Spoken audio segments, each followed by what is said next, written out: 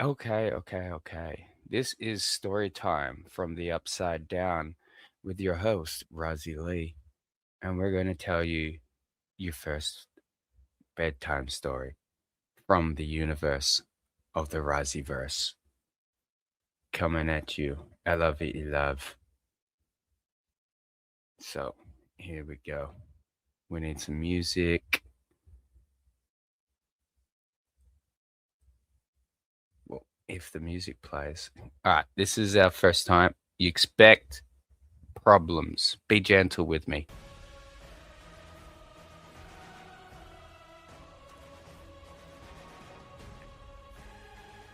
All right. Here we have Ryzie, Rebecca, McGivern, and Toby.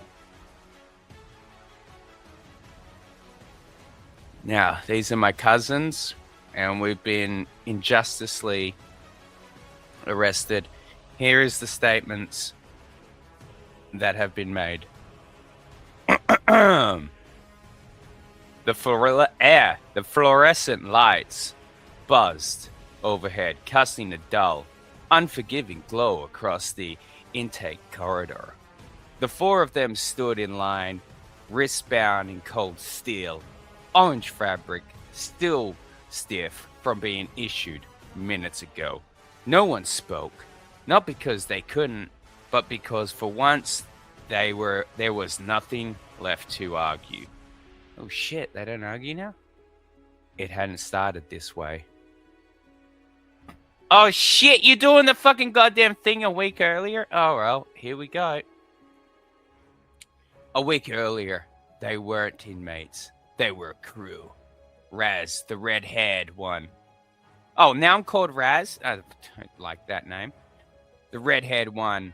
The far left had always been the spark, loud, reckless, impossible to ignore. He lived for the rush, whether it was street fights, illegal races, or jobs that paid too well to ask questions about. The tattoos spiraling down his arm weren't just decoration. Each one marked a job survived.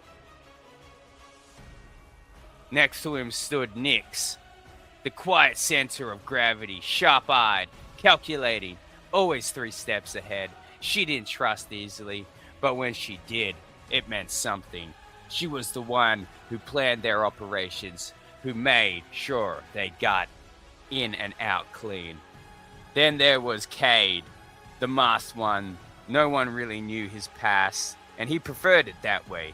He joined them 6 months ago, drifting in like a shadow, efficient, precise, dangerous. He spoke little, but when he did, people listened. And finally, Jet, the one on the far right, the strongest of them, both physically and morally. He was the one. He was the only reason the crew hadn't torn itself apart long ago. When Raz burned hot, Jet held the line. Fuck you, Jet. He's not even that buff. Hey, you're the same size as me in Fortnite, bro. Alright. Sorry, that's my commentary. They weren't criminals in their minds. They were survivors. The job that broke them was supposed to be simple. A data extraction, one night, high security facility, sure, but Nix had cracked harder systems before. The payout was enormous, enough to despair, enough to finally walk away. One last job, yo! Ow! They almost made it. The alarms didn't trip until they were already inside the core vault. That's when everything went wrong. Someone tipped them, Nix had said, her voice low and steady, even as sirens screamed around them. Those fucks! Raz swore. Jet clenched his fists. And Cade said nothing. Security flooded in faster than expected. They weren't surrounded. They were surrounded within minutes. Escape routes collapsed, one by one. What should have been a clean exit turned into a desperate scramble through service tunnels and maintenance shafts. At one point, they had a choice. A narrow corridor, one door, too many guards behind them, split up, Raz shouted. No, Jet said. We stick together. But Cade stepped forward. I'll hold them, he said. Calm as ever. Nick's eyes narrowed. That's not the plan. It is now. Oh no! No! Cade! Before anyone could argue, he turned and disappeared back down the corridor toward oncoming flood of security forces. He's gonna take on 12 guards. Gunfire echoed moments later. They made it out, barely. But it didn't matter. By morning, their faces were everywhere. Wanted, dangerous, armed, and Cade? Question mark, gone. No body, no trace. 3 days later, they were captured. Not in some dramatic standoff.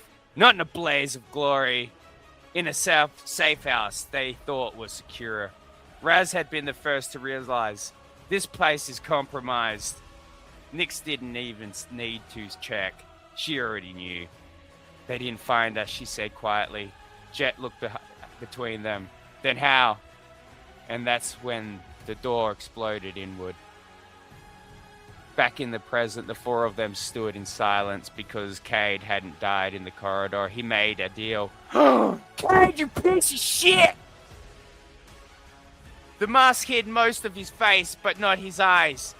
They flickered briefly toward the others, not with guilt, not with a regret, but something harder to read. Understanding, maybe? Or resignation? Raz's jaw tightened, but he said nothing. Nick stared straight ahead, her expression unreadable. Jet exhaled slowly, shoulders heavy. They all knew the truth now. They'd been sold the fuck out! Not our malice, but survival. And in the end, wasn't that what they all believed in? The guard at the front barked an order. Chains clinked as they were led forward, one step at a time, deeper into the system. None of them had ever planned to enter. The crew was finished, but their story wasn't over. You fucking piece of shit. What was that cunt's name?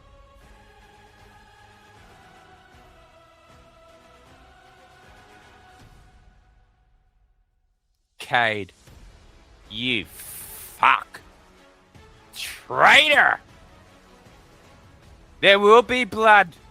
There will be follow-up stories. You will fucking feel my pain, Cade. Betrayal. All right, this has been Stories from the Upside Down by your host, ryzie Lee. Lick it, love it, dig it. Don't forget to back my ongoing projects. Cringe Island, Cyber Ninjas, Graveyard Monsters, Lone Hero. Yeah, I've got so many projects. All of them are on shelves in local comic book retailers. I just work under a pen name. All right, love yous.